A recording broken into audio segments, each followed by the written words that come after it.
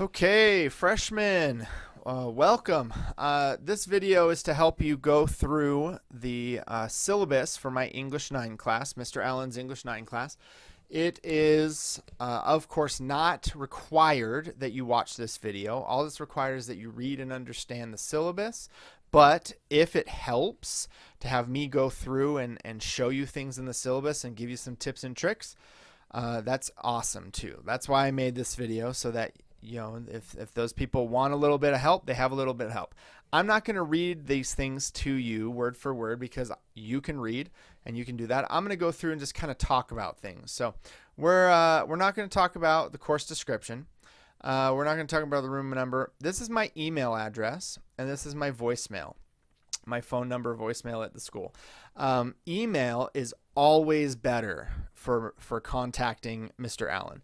I do respond to voicemails. It takes me a while though because I have to wait till I have a period where I can do that. I'm checking my email constantly throughout the day. It's something that I've just always done, and so if I see an email, I usually will respond to it within the hour. I have two websites. There's Mr. Allen Reminders and there's Jeffco Schoology. So let's go now and I'll show you those two websites. Okay, so Mr. Allen Reminders is essentially a blog, and it is really just every day I put a blog post with the due dates and the reminders of what's going on, and it goes on forever, all the way down to 2016. You can see I usually put English 9 first, and then I'll put AP Lit second. But if you miss a day, or you're like, oh, I forgot my planner at school, I don't remember what's due, you can go to Mr. Allen Reminders and get reminded about what is going on in class and what's due. So it's a really great resource for parents. It's a really great resource for students. So I would recommend bookmarking it and using it. The other place that we go frequently is Schoology. And this is our class in Schoology. So it's Allen's English 9, and you all are already, enrolled in my class. Right now, there's not a lot of stuff in here because I'm still kind of building things, but I use Schoology a lot. I will assign you things to do in Schoology, videos to watch, things to, read and think about. This is just a really great place. We turn in things to Schoology, so we're all going to have to be really, proficient in using Schoology, which I know that most of you have already used Schoology. If you haven't, we can help.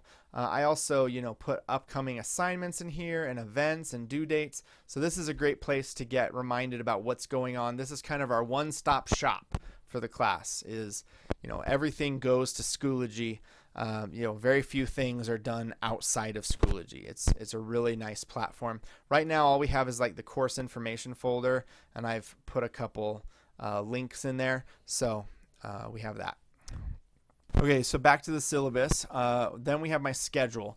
I like my students to know my schedule because as we get down here and we talk about student contact, I allow and I encourage my students to come and meet with me and get help on things, ask questions. The only thing I ask though is that during my periods where I teach, that's period 1, period 2, period 4, period 5, I ask that my students do not come to meet with me because I'm teaching a class. I don't have time to stop and get you what you need.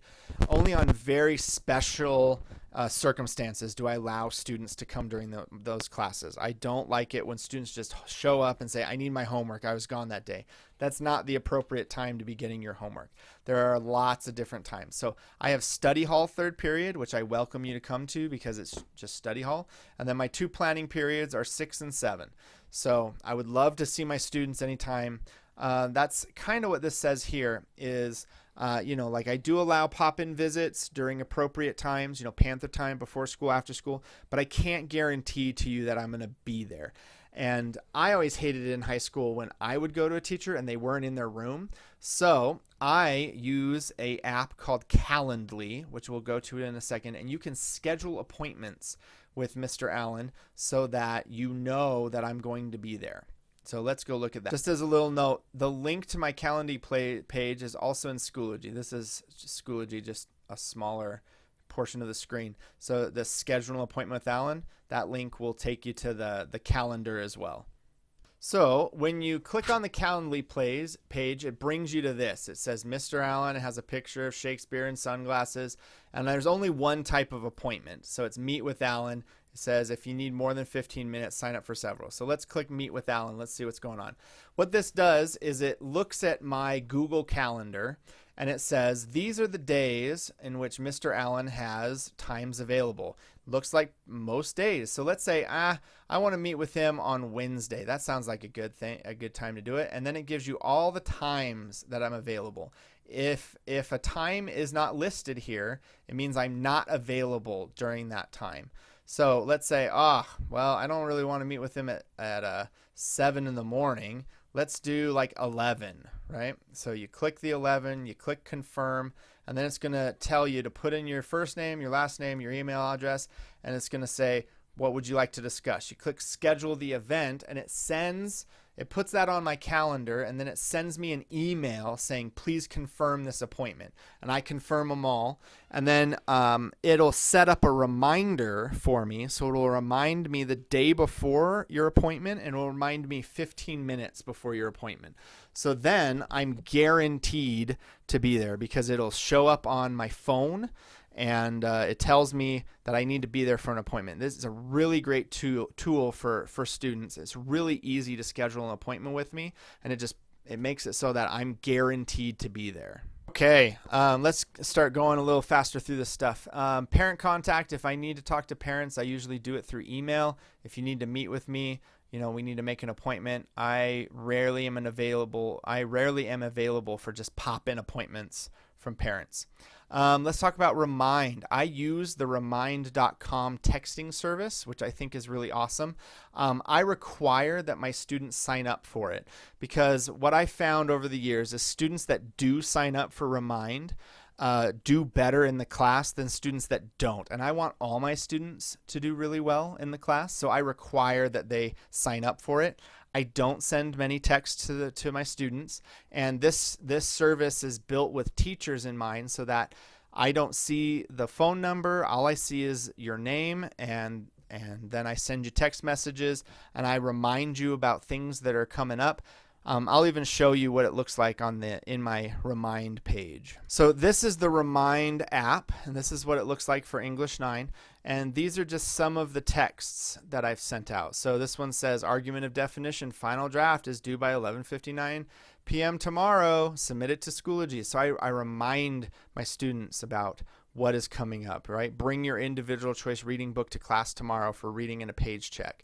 And students can even ask me questions on here if they want to. I've had students do that before. They will message me, and then I get back to them through here. So it's just another way that we can communicate. And when we communicate, students do a lot better in the class. Okay, teaching style. I like to have fun in class, but I also understand that hard work pays off. So yes, we will have fun in class. We will do fun things. We'll do cool things. We'll play games. But there's times where we have to sit down and write essays. There's times where we have to read incredibly difficult texts. There's times where we have to have discussions. So that's kind of the way I operate. I believe in growth mindset over fixed mindset. I don't like it when students say, oh, I'm just not good at English. You can become good at English. You just have to try and work hard. Like I talked about when we were looking at Schoology, I teach a blended course. Writing instruction, I feel like I'm really good at writing instruction. I have been a writer for many years, and I use the genre study of writing model of writing instruction, where we look at models and then we write our text based off of that. Reading instruction, we'll have two different kinds. We'll have like individual choice reading, where you choose a book and do your own reading and kind of do little reading tests, reading discussions about it. And then we'll have the reading where we read a short story in class, or we read poems, or we read a novel and we discuss it. Here are my keys to success. We're going to be talking about these a lot. So be here, be on time, be here on time, be prepared, make the effort, and grit, which we will in class spend some time defining. But if you do those things, those 5 things, I guarantee that you will be successful in my class and any other class.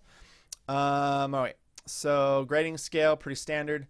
Supplies. These are the things that I need you to bring to my class every single day. I do supply checks. So you have one coming up really soon. But these are the things I need. I need you to bring your planner. I don't care if it's the PHS planner, but a planner. We use it every single day. I do planner checks. You have to have it. Instead of a binder, I would like my students to buy a 7-pocket expandable file folder. They're usually made out of soft plastic, and they have a stretchy elastic band that ties it closed. You can get them at most stores, and you should be able to purchase one for under $5, so about the same price as a binder. I just like it because it just has pockets, and we can just put things in pockets, and it makes it a lot easier. I need you to have a composition notebook that's just for my class. You don't use it for anything else. I need you to have a highlighter, and then obviously blue or black ink pen and pencil.